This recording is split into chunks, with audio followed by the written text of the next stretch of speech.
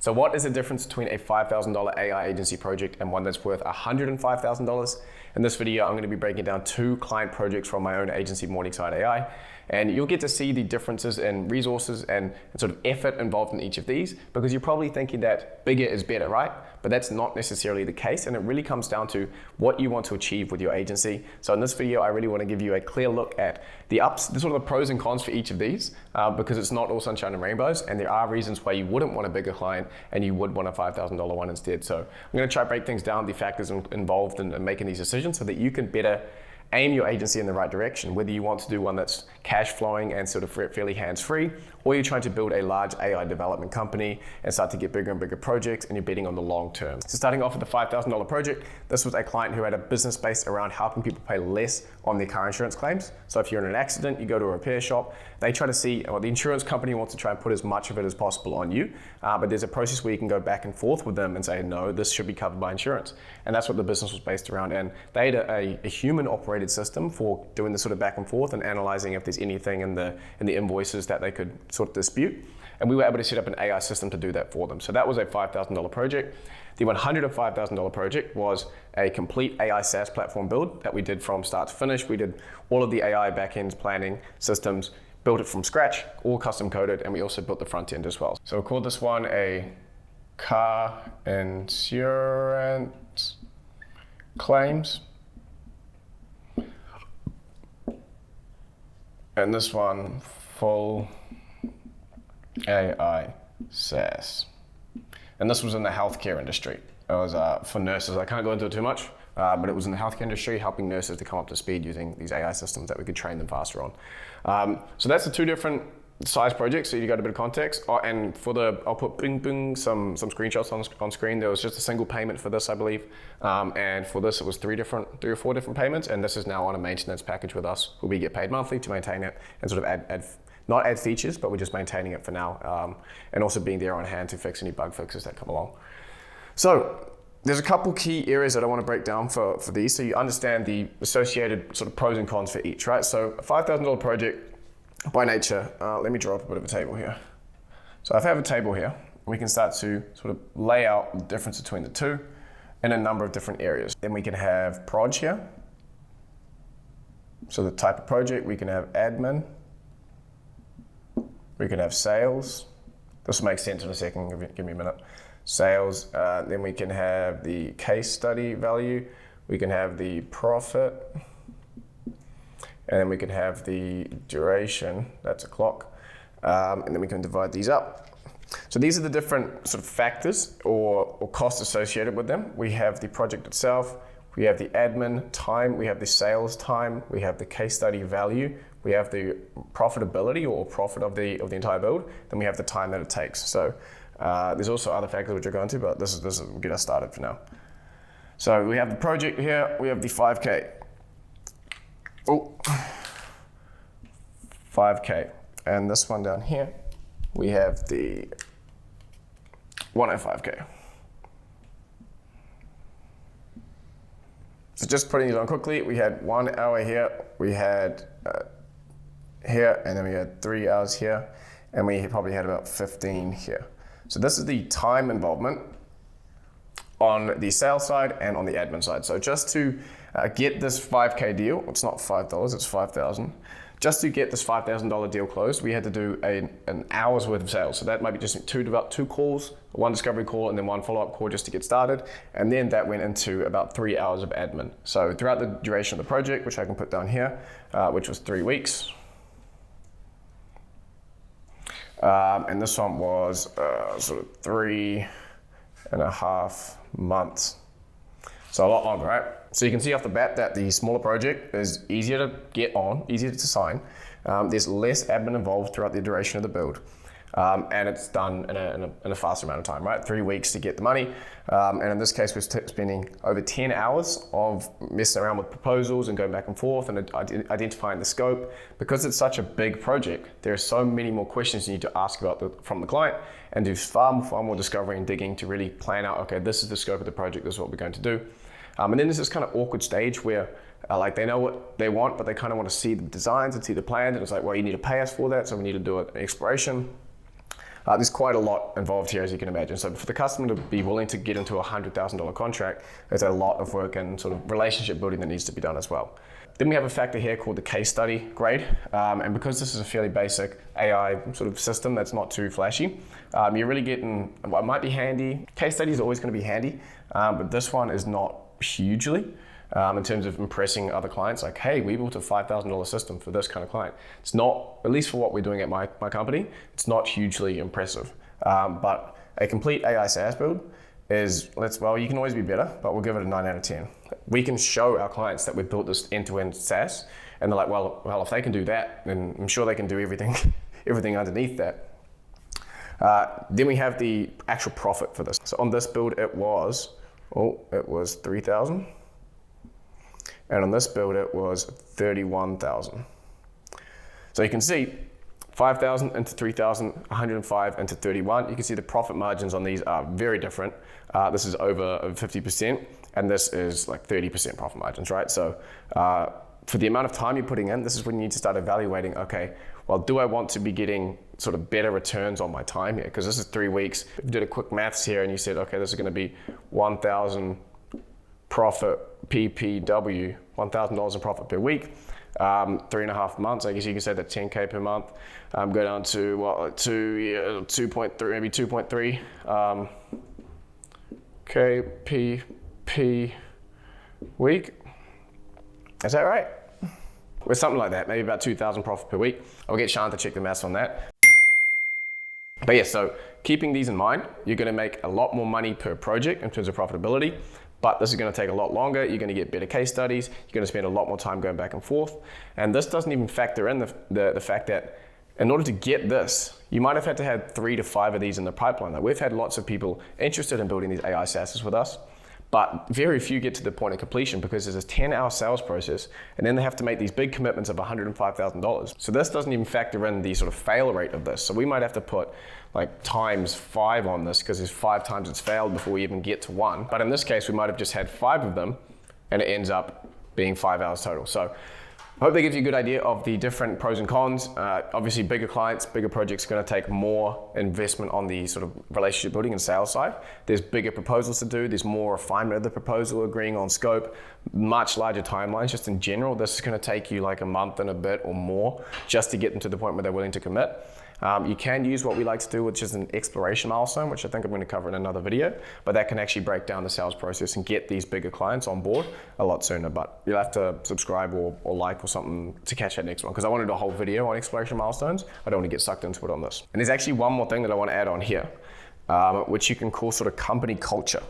And the way that these different projects have an effect, culture. I'm going to have to do a bit of a quick job on this one, but the effect on company culture. If you're trying to build a development team and a collection of people who are inspired and feel like they're working towards cool things, building $5,000 chatbots, or in this case, sort of automation systems, is a way to get money in the door, but it's not going to fire up your A players. When you're trying to bring in, attract and retain high quality talent, there's only so many $5,000 little chatbot builds you can do before they start going, hey, look, I want to either get paid more or I want to go somewhere where I'm feeling more fulfilled, because they have the skills to be able to go anywhere and get hired by anyone. So they're really looking for what you can add on top of just monetary, which is adding some kind of interesting aspect to it. Like, hey, look, I just built out an entire AI SaaS that could revolutionize the healthcare industry, or I've just built these chatbots. So you have to look at culture here. Maybe I do red. The culture and the effect of it on the company culture goes down. So we saw our team, our development team, was extremely fired up throughout the entire build of this, because it was cool. We're working with a client that we really liked. Our client is awesome, and we've got him on retainer now, so we're continuing to work with him, and we're going to build future features into the platform longer term. But our developers got to work directly with a really cool client who had great values and was excited to work with us as well. And the end result was such a great outcome for our team. As this startup, this AI startup that started 12 months ago, probably about 12 months ago now, we were able to go from these small basic chatbots right up to knocking off a complete SaaS build that the client was absolutely like wrapped with. They were so happy with the outcome. And for myself, my business partner Josh, my CTO Spencer, for all of us to be working on this project to completion and see it come together was a really, really great moment and a high point for us as a team, and seeing that we could do these large projects and we could pull it off together. So the culture and the effect of these larger projects cannot be understated. If you want to attract quality talent and retain them, you can't just be feeding them sort of small projects constantly. So just keep that in mind. And this brings me back around full circle to what I was saying before, and I can rub this off now, which is, which kind of project should you be aiming for? And that comes down to what kind of agency you want to build. What are your goals with this business model? What are your goals with the AI space?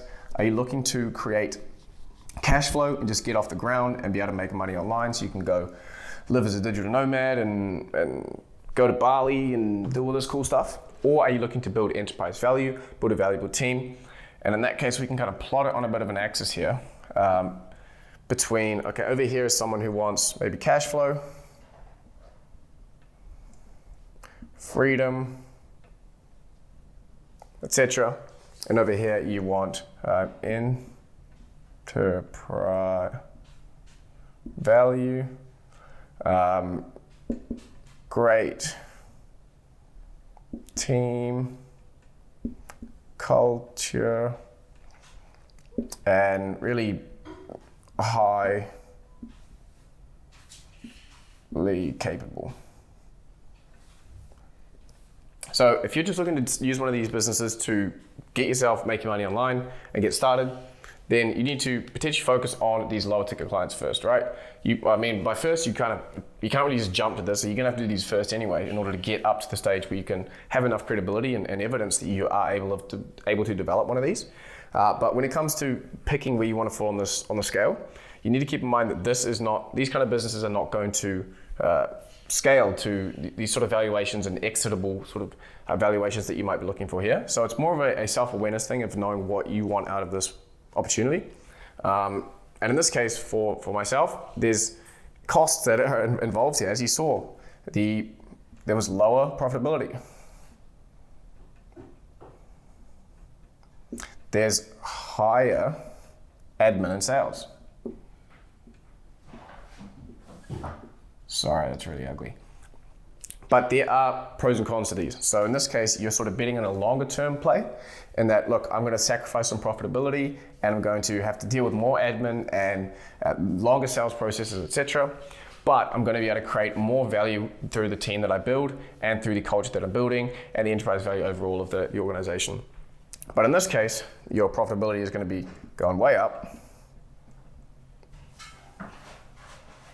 While net profits may not be drastically different, it's still in terms of input and output, you're getting more juice for the amount of squeeze you're putting in, if that's a good analogy to use. And in this case, there's less admin. So there is an opportunity for you to create one of these lower ticket agencies. So we could say that we wanted to niche down to these car insurance claims. It's actually quite a small market, I believe, so we didn't bother niching down at Morningside to do something like this. We could say, okay, I just want to do 5 of these a month, or let's say 3 of them a month, 15K in rev, and that was $3,000 profit a piece. That would probably increase over time because the first time that we built it is the hardest and we had to come up with all these systems. But if I was to replicate that over to another person's build, I've already got all the systems, I just need to tweak it a little bit. So the profitability actually goes much further up. Let me do like an extra big arrow there. If you're going to niche down. So in this case, I haven't talked about niche and general agencies for a while on the channel, but I do throughout my community and at AI Lean and things like this. The difference between a niche agency and a general one is that you're going to be able to focus on just one particular solution or niche. In that case, you're going to be able to roll over the tech that you've built for the prior clients into the future one. So that it means there's increased profitability because you're not having to come up with a new solution every time. Now, very few people get to the stage of doing this properly because we like to jump around and go, we're even doing the same thing at Morningside because of the leads that come from my channel. We like to stay general and do sort of cool things wherever we think we're a good fit for them, right? But if you're just looking to start off, get a cash flow business and be making $15,000, $20,000 a month, then looking at, okay, I can just focus on these small, lower ticket clients and try to get cash flow and the freedom that I want. And then maybe later, once you've got a bit more experience, you can try to go for the more custom projects and make more money that way. But it is a longer term play. And if you think AI agency as a sort of development company is the play for you, this is what you need to go for. But if you're trying to jump to some kind of SaaS and you just want the cash flow and sort of the basic team you needed to do it, this can also be a good option too. So I hope that's been a breakdown of the difference between the low ticket and high ticket clients. It's not, bigger is not always better, is what I'm trying to point out here. And it does depend entirely on your goals in the space. And one more point that I want to make is that if you were to do, like, why $5,000? Why not a $1,000 project? Well, you'll find when you do the old grid-o-matic like I did before, you'll see that the admin involvement of doing a $1,000 project is about the same as a $5,000 project or even a $10,000 project sometimes. So there's this kind of Goldilocks sweet spot zone where you're doing the same amount of admin for more money, which is why at Morningside we have a minimum of $10,000 project. So we just ignore anything that's sub $10,000 just because it's not worth the time. I don't want to be getting on sales calls. My business partner Josh doesn't want to take them if we're going to make $5,000 because we know how much time discovery call, sort of closing call, write a proposal, write the contract, send it off, build it, review it, build it, review it. We get involved, something breaks. It's like not what I want to be involved in, not how I want to run my business, which is the point here, which is you need to choose the client size based on your goals of the business. And I don't want to be taking a ton of sales calls with these guys, but my team would much rather be focusing on, hey, let's build one or two really big things occasionally, rather than doing a sort of high frequency style model here. So to keep that in mind, that the admin you will find, there is a certain threshold at which you don't want to take the project just because you know how much admin is involved. So yeah, that's the last thing I wanted to mention. But that's all for the video. If you've liked and you liked seeing me walk around here in a singlet, you can leave a like down below and let me know. Also for my drawings as well. So that's all for the video. Thanks for watching and I will see you in the next one.